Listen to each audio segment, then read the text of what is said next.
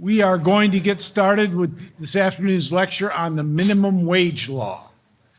Now, the minimum wage law lecture has been part of, it might seem like a teeny little throwaway thing, but it's actually been part of Mises University from the very beginning. Okay, and in part, the fact that it seems like such a teeny, insignificant issue on its own represents a kind of victory for economics, for free market economics. The fact that it hasn't been raised much in the United States, the federal minimum wage law hasn't been raised in quite some time, and it actually impacts a very small number of jobs, which we will take a look at. But this is sort of an example, an illustration, a demonstration in part of what you've learned so far this week.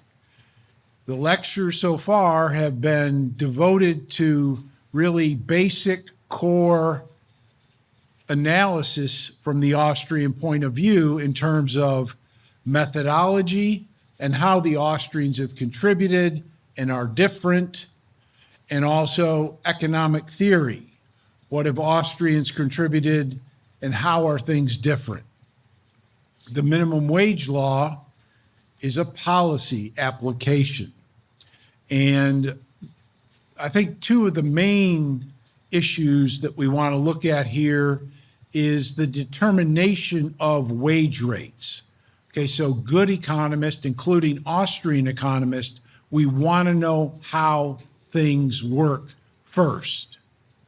Why do markets work? It's very important to understand how markets work, especially if you're going to try to defend them in a policy sense, or in a political sense, or in an ideological debate with friends and family, or in the public square. So we want to know why things work. Very, very important. And the second thing, of course, is this is an example of government intervention. Okay, so a great deal of Austrian economics and a great deal of what Austrian economists do is look at government intervention into the economy, into this market economy that has universal self-enforcing features that make it work, that don't require any government to make things work, to produce things like employment, to produce things like income, to produce things like prosperity and economic growth, cooperation. Some of the features you've been exposed to here this week so far already. So this is a government intervention.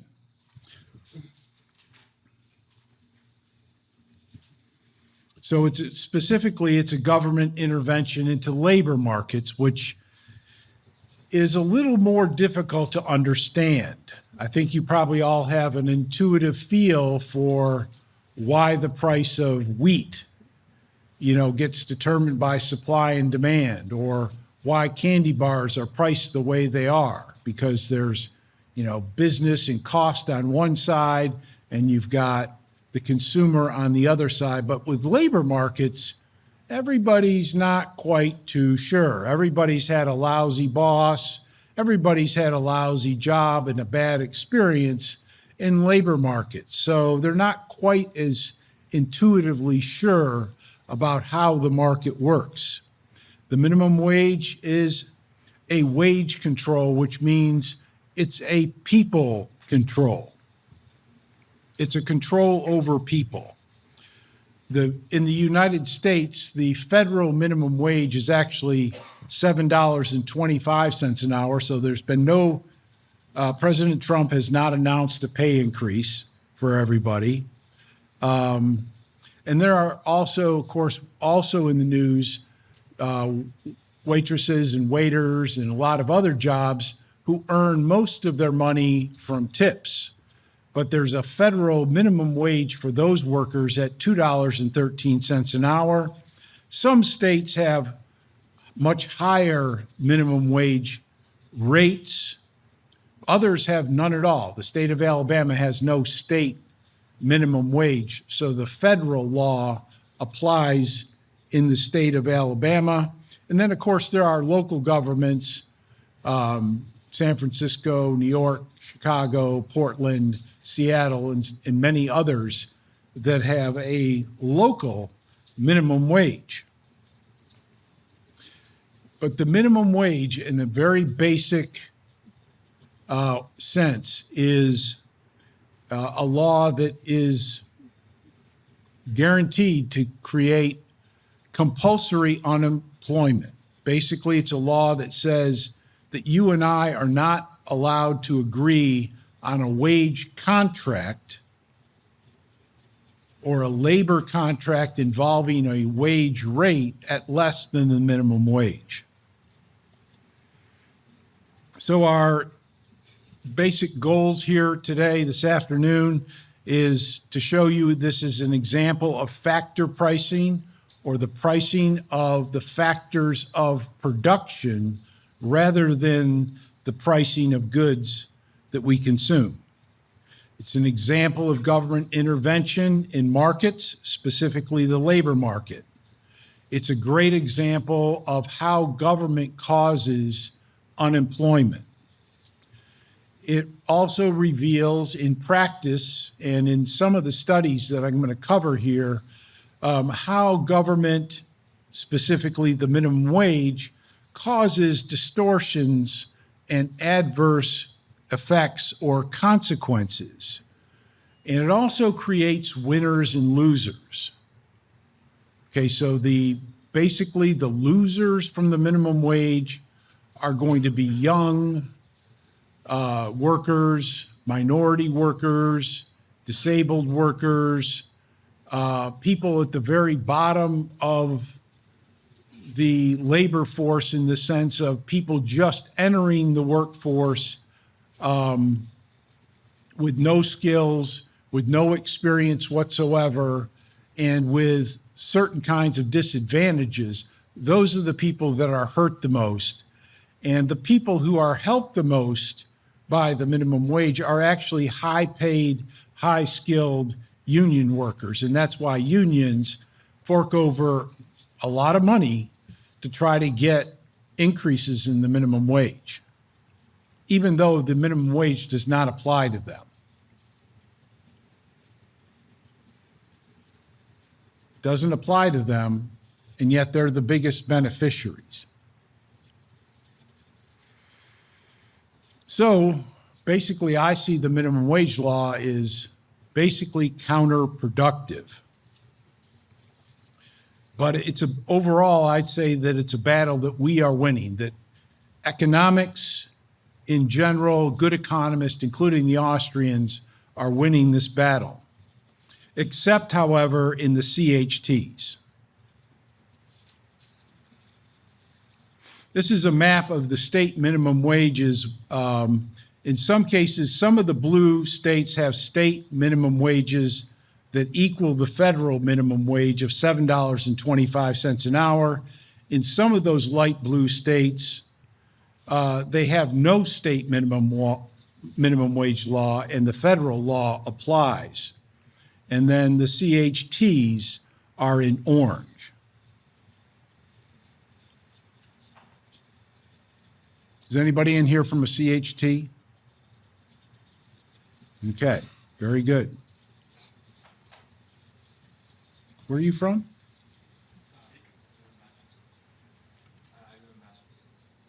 Okay. CHTs are communist-held territories. I didn't think you were getting that. But if you look at the map, it's true. The West Coast to the Northeast, Colorado.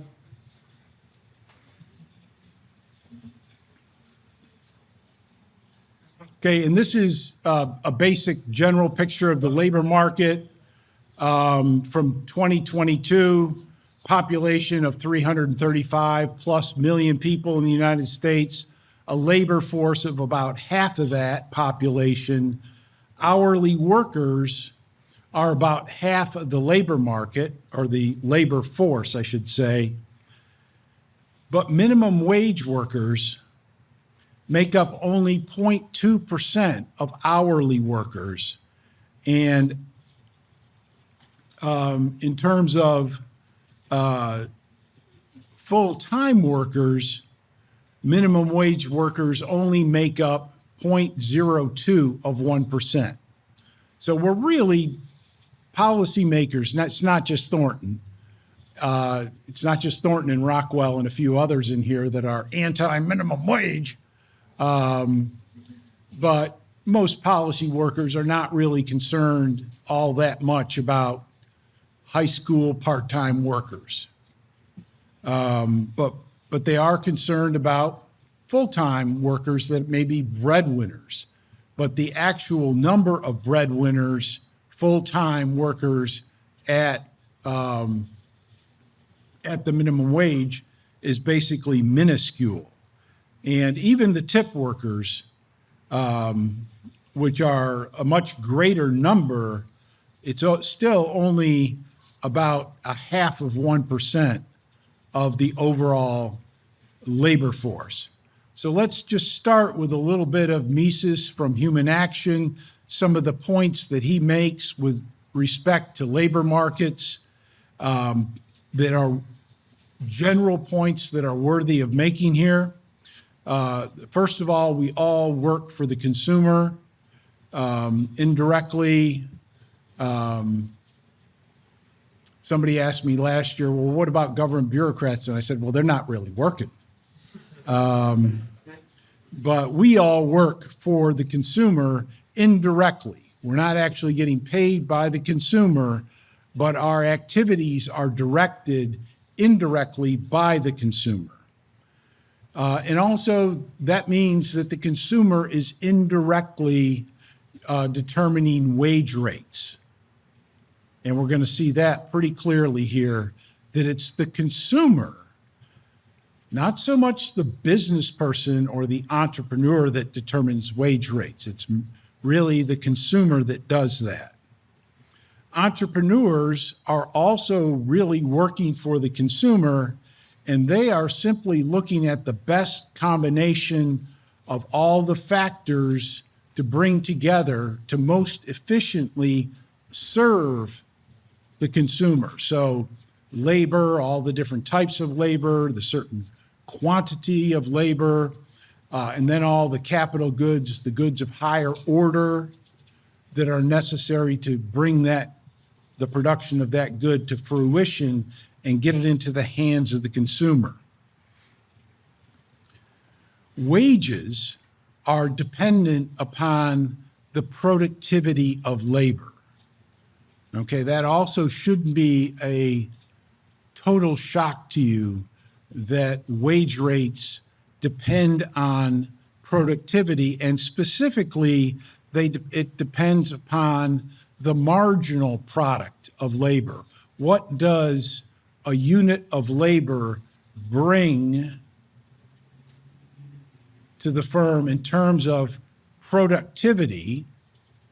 And then ultimately, it's going to be the marginal revenue product of labor. So how much is being produced, and what can the firm sell that production in the marketplace for? So marginal revenue product brings together the physical productivity of workers and then also considers the price of the product that they're selling.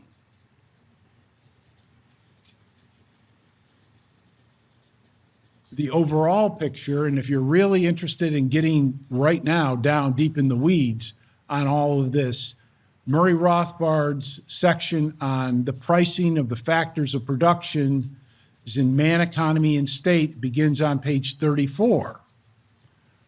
It's not exactly light reading, but it's very, very worthwhile if you're interested in this topic. And I think you should be. You should be interested in how the prices are determined for the factors of production. for example, Caitlin Clark, the basketball star, why is she making so much money? Why is she making so much? Why is she making 100 times more money than some of the other players on the court? She doesn't score 100 times the number of points, although sometimes it seems like it.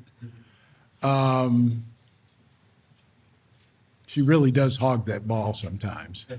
But she wins games. She brings fans into the stands. She allows the team to increase the price of tickets. She gets more eyeballs on the televised games. She does all of that. And so we shouldn't be surprised that she also has a very shockingly high salary, or I should say income, because of course a lot of this comes from endorsements, product endorsements, and that kind of thing. The marginal product of labor, and hence what we're going to see, the wage rate of labor in all the various unique markets for labor, depends on the amount of capital. An Austrian spend an inordinate amount of time on capital, and mainstream economists ignore it, they downplay it, they do not want to talk about it because it's so complicated.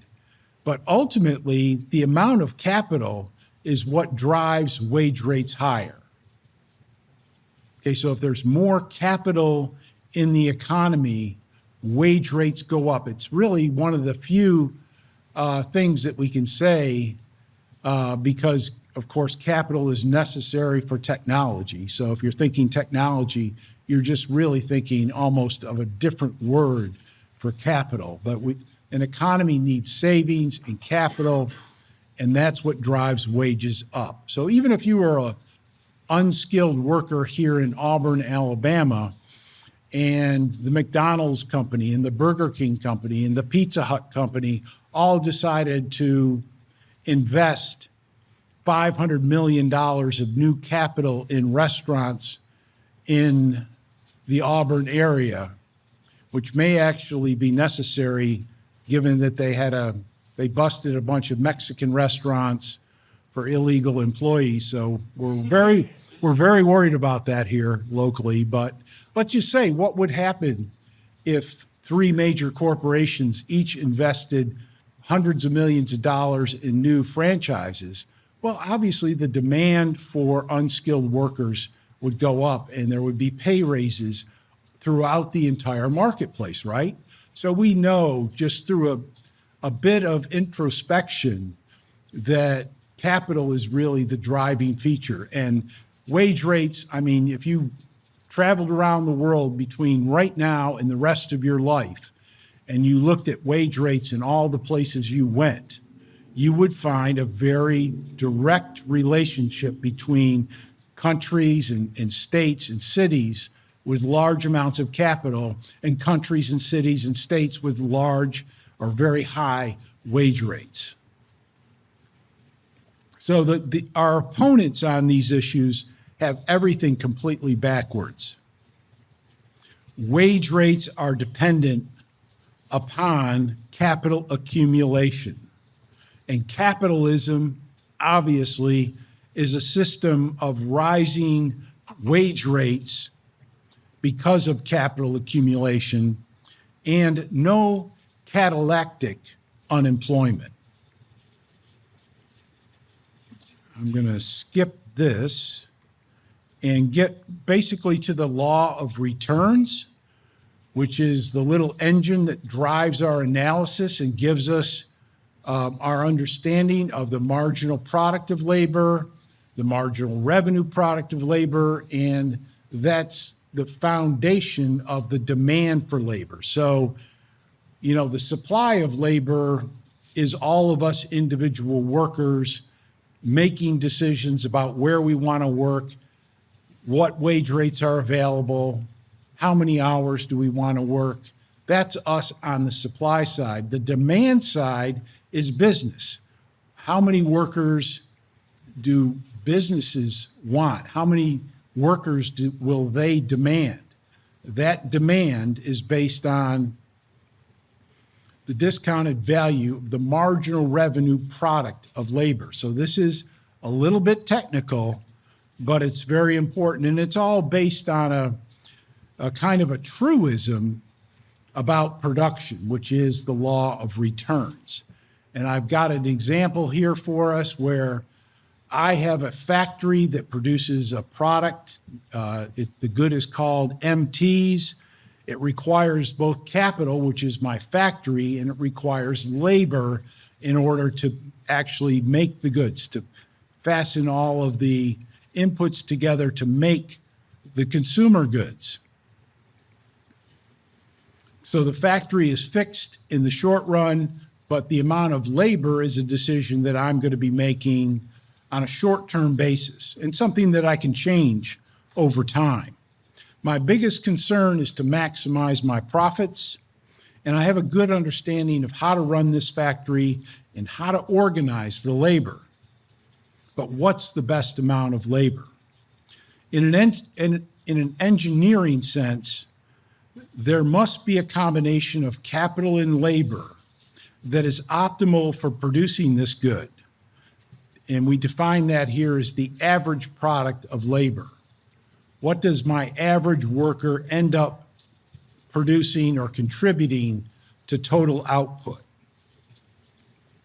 The law of return states that with the quantity of the fixed factor, such as capital held constant, there's always exists an optimal amount of the varying factor, or the amount of labor that I hire. Production is going to occur in the area where the marginal product of labor is decreasing. So this is the marginal product of labor, or the change in total product given a change in the amount of inputs. And so as I add inputs here, marginal product is maximized here, and then it starts to decline. Now, the common sense of this is, say I've got a giant factory, say I've got an Amazon warehouse, and I hire one worker to try to fulfill orders. Now, how many orders is that just that one person running around this factory going to be able to fulfill? Not many. Not many. If you saw the inside of an Amazon warehouse and you were the only person working, you'd probably turn around and leave. So the more people you add, you're going to be able to divide up the work. You're going to be able to learn a job. You're going to get better at it. You're going to be able to fulfill more orders. And somewhere along the line, there's going to be an optimal number of workers that can produce the maximum number of packages presented to UPS. And then after that, if we add more and more workers, as Amazon does around Christmas time and around their big sales like they just had, things get crowded. People get in the way of each other. There's overlap in jobs. There's time in between jobs and all sorts of little inefficiencies that creep in. And the additional production due to those additional workers starts to decline. But that declining part of the marginal product of labor and the marginal revenue product of labor is where firms are going to actually produce. And this is essentially what represents the demand for labor.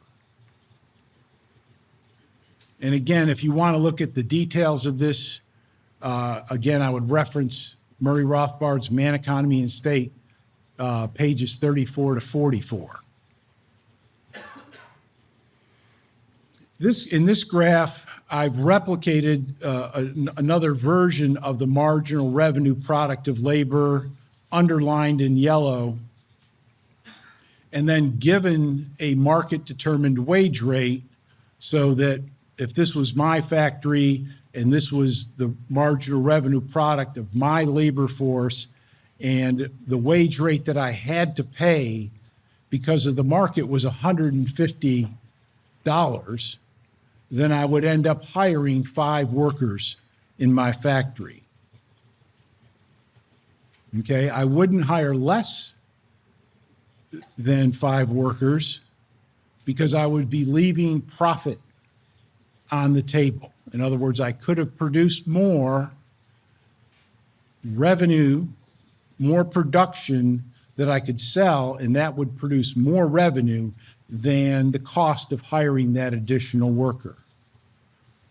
So the mechanism here gets us to hire a profit maximizing amount of workers. Now, of course, the employer could hire less than that. And in many countries, they do. I'm not sure about the current status, but in a lot of countries, it's so difficult to fire workers. And we've heard, stories about certain European countries, for example. It's so difficult to fire workers that firms won't hire legally the profit maximizing number of workers because if conditions change, they're not allowed to fire workers. So if we look at the market wage rate determination, we've got a supply curve of labor, which is the people in the labor force making decisions on their own, and then the demand representing the demand of businesses for workers, and an equilibrium wage rate on this particular graph of $10 an hour. Now, if the wage rate was $12 an hour, that would produce an excess supply of labor or a surplus of labor. At $12 an hour, firms would only hire 700 workers, but 1,600 workers would like to have a job at $1,200. Now, if it was a free market, there would be a bidding down of the wage rate until it got down to $10 an hour, and the equilibrium number of workers would increase from 700 jobs to 1,200 jobs. But of course, if there's a law that the minimum wage is $12, then there's no way for the market to bring that wage rate down. So it looks like it's going to cause a lot of unemployment, especially when the graph is drawn in this particular way.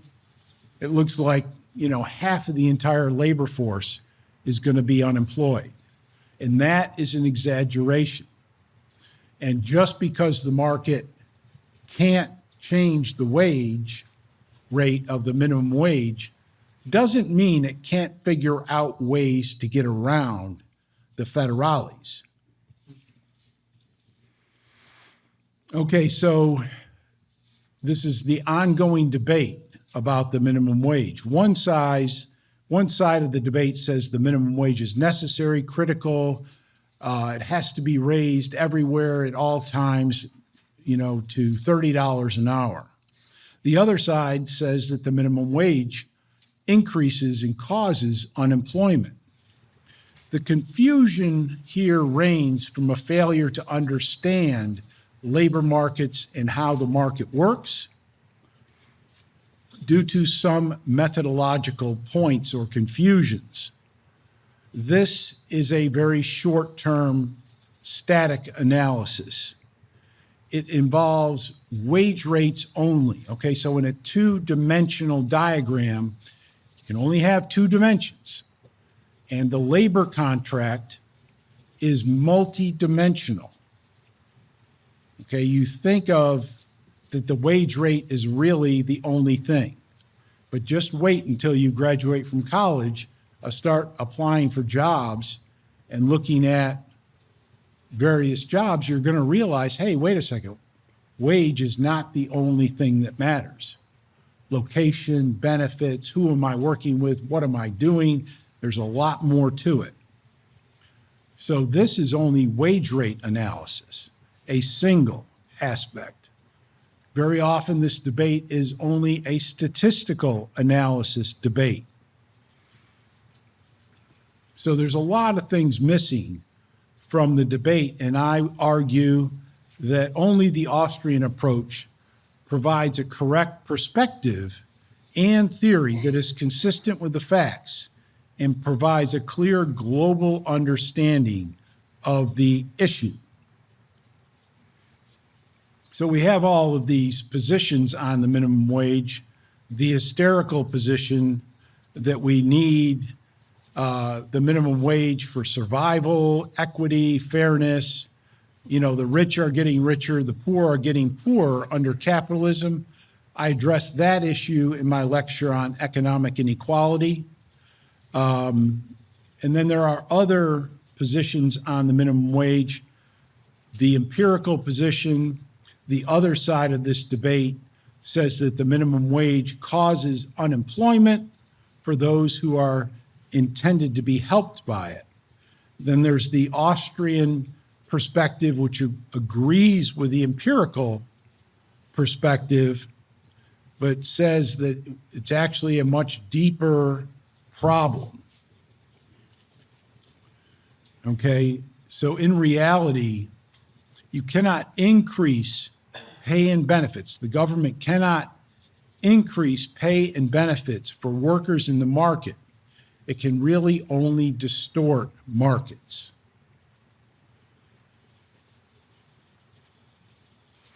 So, on the one hand, quote, there are just no evidence that raising the minimum wage costs jobs, at least when the starting point is as low as it is in modern America. This apparent defiance of the laws of supply and demand occurs because the market for labor isn't like the market for, say, wheat, because workers are people. That's the left hand. Now, the other hand, or the right hand, says that any Econ 101 student can tell you the answer. The higher wage reduces the quantity of labor demanded and hence leads to unemployment. Clearly, these advocates of the minimum wage very much want to believe that the price of labor, unlike that of gasoline or Manhattan apartments, can be set based on considerations of justice, not supply and demand, without unpleasant side effects. Now, who said those things? Well, you've probably heard of Paul Krugman, one of the most famous economists, Nobel Prize winner, New York Times columnist.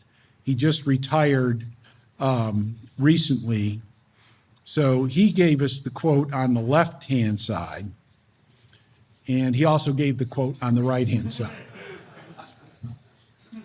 That's the great thing about Paul, is he'll say just about anything and just about everything. He's a very confused person.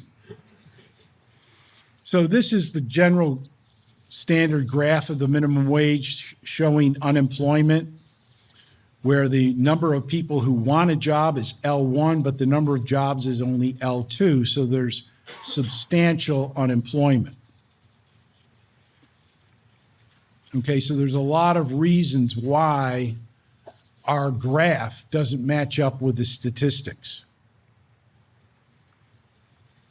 And, I've mentioned several of them here in terms of, making statements about ceteris paribus, that all other things remain equal, that the minimum wage really only applies, as I showed, to a very, very small segment of the overall marketplace, far less than 1%. So even though it looks big on the graph, it's not going to be big in terms of the overall unemployment rate. And there's a lot of things that can change between the implementation of a minimum wage law and when it goes into effect. How is it going to look a year from now, or 2 years from now, or 3 years from now? All sorts of things. Population can change, economic growth can change, price inflation can change. So there's a lot of confounding factors. But we do know by analyzing the implicit as well as the explicit aspects of the labor contract that it has many different impacts on the job. So the minimum wage is going to cause some combination of the following. Distorted employment. It's going to change your hours, the number of jobs, the number of employers. Okay, we saw on those West Coast cities that raised their minimum wage up really, really high, a lot of little mom and pop stores and restaurants shut down. So a lot of different non-corporate jobs, which actually those people out in Portland and Seattle, those are actually the types of jobs those people want. But they lost a lot of those jobs. And then there's a decrease in benefit. If you raise the minimum wage and you get to keep your job, chances are you're going to lose benefits like health insurance, vacation time, and many, many other things. And then there's all sorts of factors that can be adjusted to make the job less desirable, harder to work, less sanitary, less, just every aspect of it. And then there is the shift towards capital and high-skilled union labor. Okay, so if we increase the price of low-skilled workers and we force some of them out of a job and we shut down companies that specialize in using low-skilled workers, that often benefits companies that use a lot of high-skilled union workers that use a lot of high-tech, highly capitalized tools. A famous study by economists Card and Kruger, published in 1994, I think this was actually the working paper date, looked at a natural experiment where they got data from the state of New Jersey and the state of Pennsylvania where they border each other. And they went in and got the data from fast food restaurants who were within a certain distance of the border. And at one point, they were monitoring these 400 fast food restaurants, and then New Jersey increased the minimum wage from $4.25 an hour to $5.05 an hour. And the number of minimum wage jobs went up in New Jersey.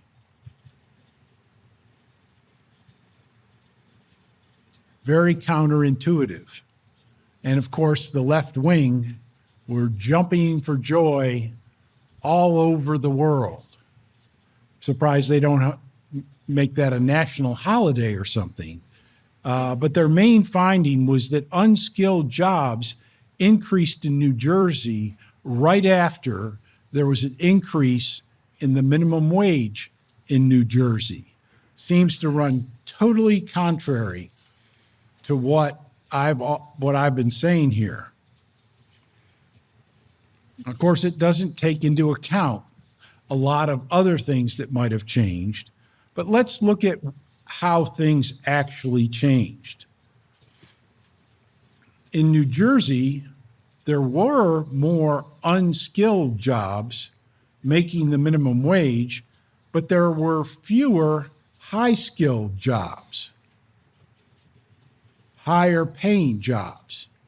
So if you were working in a restaurant and there were 2 managers and 2 cooks and 8 other people who fit the minimum wage category, and then afterwards there might have been, say, 11 of these unskilled positions, people working there, but only 1 manager and 1 cook.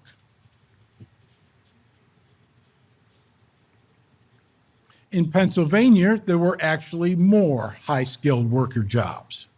So the minimum wage didn't change in Pennsylvania, but in Pennsylvania, they had more of these manager jobs and cook jobs. the higher paying jobs, the higher skilled jobs. So there was a substitution effect.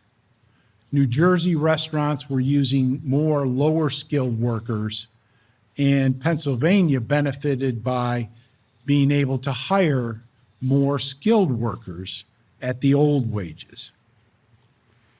And then Pennsylvania, they found out that unskilled workers from Pennsylvania were simply commuting over to New Jersey for these higher paying jobs. So it's right on the border.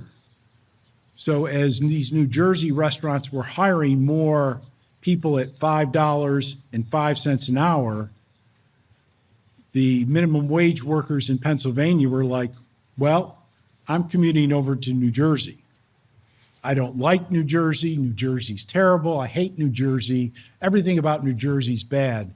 But for 80 cents more an hour, I'm going there. Yes, Professor Salerno's not here.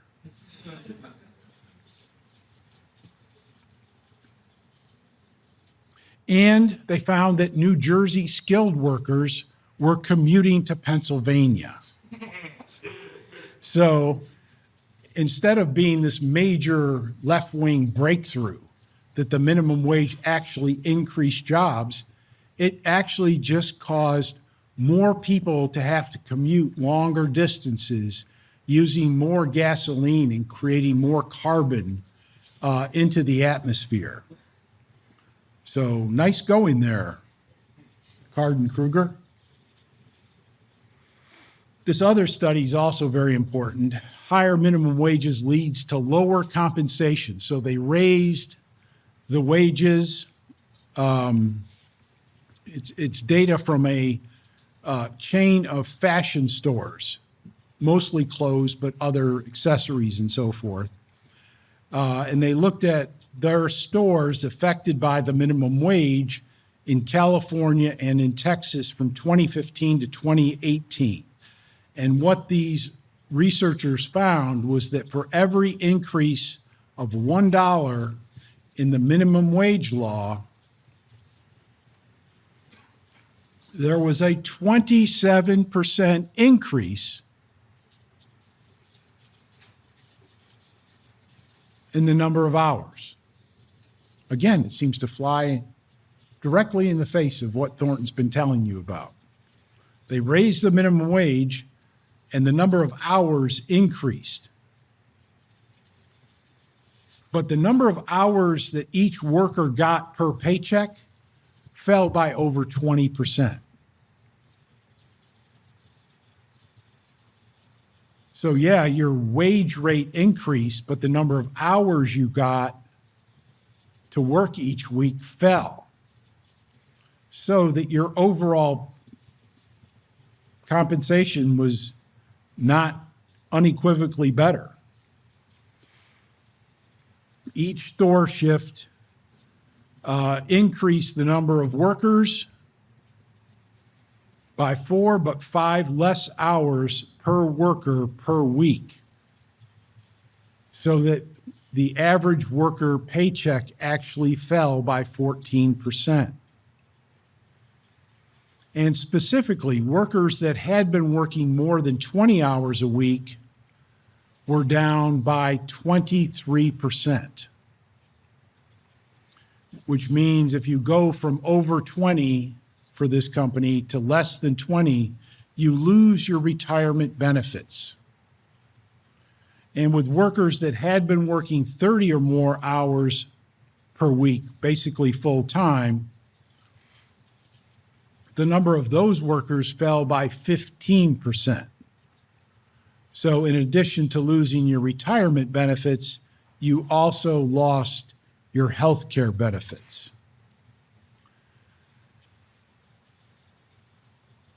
So overall, not a good thing for labor especially if you're concerned about steady jobs, long-term stability type jobs, jobs that provide benefits to families like retirement and health care.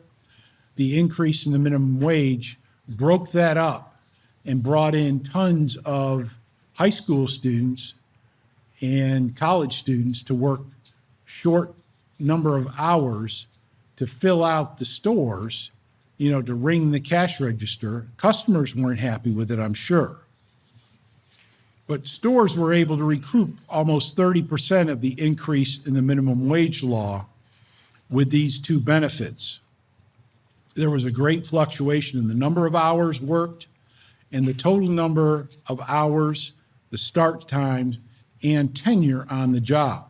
So all of the things that we look back on in terms of, everything from our paycheck, and our benefits and our ability to keep a job longer term, all of those had negative consequences as a result of the minimum wage, which I think bolster the point about that Austrian economics makes, and also bolsters the point that Austrians make that the implications and the adverse consequences and distortions that the minimum wage causes go far beyond any kind of standard media reporting on these issues.